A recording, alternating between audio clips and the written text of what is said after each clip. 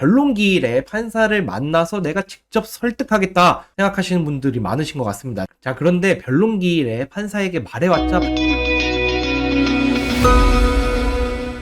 안녕하세요. 훈이루TV의 김기현 변호사입니다. 자, 이번 시간에는 민사소송을 진행하실 때 알아두시면 좋은 상식, 팁을 4가지 정도만 간략히 설명드리는 시간을 갖도록 하겠습니다. 자, 바로 본론으로 넘어가면 첫 번째, 전자소송을 적극적으로 활용하십시오. 자, 예전과 달리 전자소송이 정말 잘 되어 있습니다. 그래서 민사소송 같은 경우에는 서류 제출을 전자로 모두 가능합니다. 증거든 서면이든 모두 전자소송을 통해서 제출하실 수가 있는 것이죠.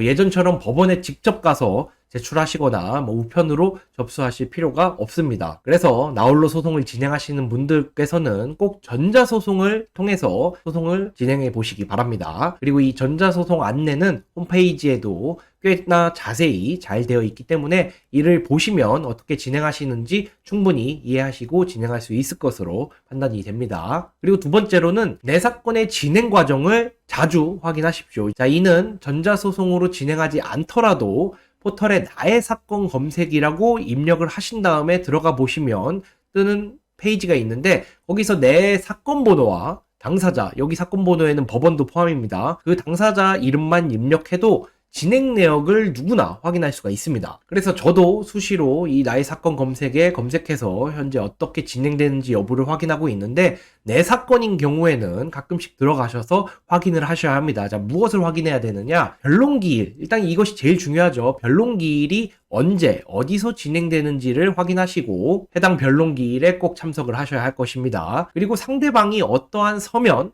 준비 서면이나 의견서 이런 것들, 그리고 증거 신청을 뭘 냈는지도 확인 가능합니다. 거기에서 딱 뜨기 때문이죠. 그리고 은행, 기관, 회사 등에 내가 문의한 것이 있다면 그 문의 내용을 일단 받았는지, 그리고 그 문의 내용에 대해서 어떠한 답변을 했는지, 자, 이는 사실조회 신청이나 문서 제출 명령, 금융거래 정보 제출 명령, 이런 것들에 따른 것인데, 그러한 것들이 도착했는지 여부도 직접 확인하실 수가 있습니다. 그리고 감정이 진행되고 있다면 감정인이 감정서를 보냈는지, 이런 점도 모두 나의 사건 검색에서 확인할 수 있는 내용이기 때문에 전반적으로 내 사건이 어떻게 진행되고 있는지 다 확인할 수가 있습니다. 물론 이제 구체적으로 어떤 서면인지, 어떤 내용의 감정서인지 이런 것들은 전자소송을 통해서 직접 확인이 가능하지만 나의 사건 검색에서 대략적으로 이러한 것들에 대해서 확인할 수 있기 때문에 꼭 자주 확인해 보시기 바랍니다. 그리고 세 번째, 변론기일 출석은 필수입니다. 이 변론기일에 내가 출석하지 않는 것은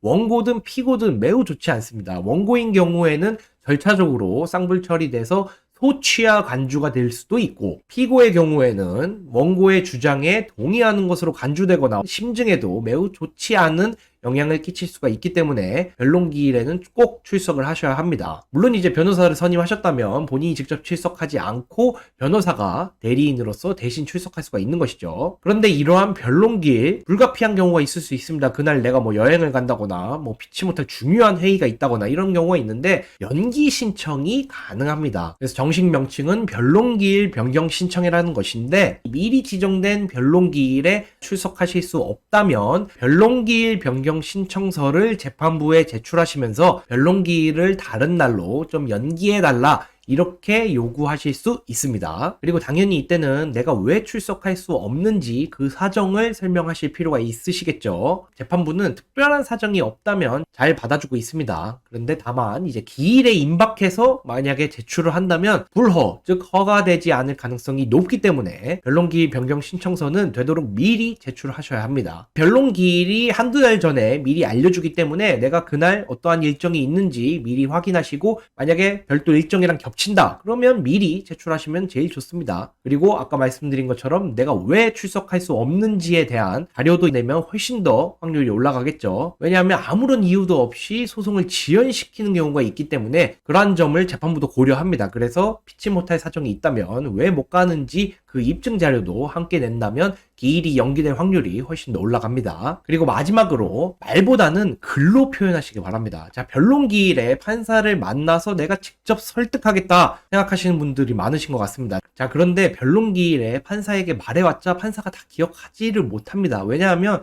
당일에도 판사가 많은 사건을 처리하는데 내 사건만 딱 그때 그런 말을 했지라고 기억해두고 이를 재판부가 반영하기가 쉽지 않습니다. 물론 이제 억울함이나 이러한 감정 호소는 충분히 하실 수 있겠지만 설득할 내용을 미리 문서로 제출해 두시는 것이 훨씬 더 좋은 영향을 끼칠 것으로 보입니다. 다만 글로 표현한다는 것은 되돌리기도 어렵다는 점을 알고 계셔야 합니다. 그래서 내가 글로 쓰기 전에 이 내용이 나한테 불리한 내용인지 꼭 판단하시고 작성을 하셔야 합니다. 나중에는 불리한 내용이니까 그냥 없던 걸로 해주십시오. 이렇게 하기가 쉽지가 않거든요. 그래서 되돌리기 어렵다라고 먼저 가정하시고 판단하시는 것이 좋습니다. 재판부는 어쨌든 판결문을 작성할 때는 그동안 냈던 자료들을 보고 판단하는 것이 원칙입니다. 물론 변론기일에 있었던 말에 대해서 변론 조서에 기재되는 경우는 기억할 수 있겠지만 그렇지 않은 경우에는 판사가 일일이 다 기억하기가 어렵기 때문에 그때 그런 말을 하셨으니까 판사가 기억해 주겠지 신뢰하기가 어려울 수 있습니다. 그래서 나의 주장은 꼭 논거와 함께 글로 해두시는 것이 가장 안전하고 가장 확실한 것입니다. 그래서 재판부에게 꼭 어필하고 싶으신 내용이 있다면 문서로 남겨두시는 것을 적극 권고드립니다. 자, 이번 시간에는 민사소송을 진행하실 때 알아두면 좋은 팁, 상식에 대해서 설명드렸습니다. 다음 시간에 뵙도록 하겠습니다. 감사합니다.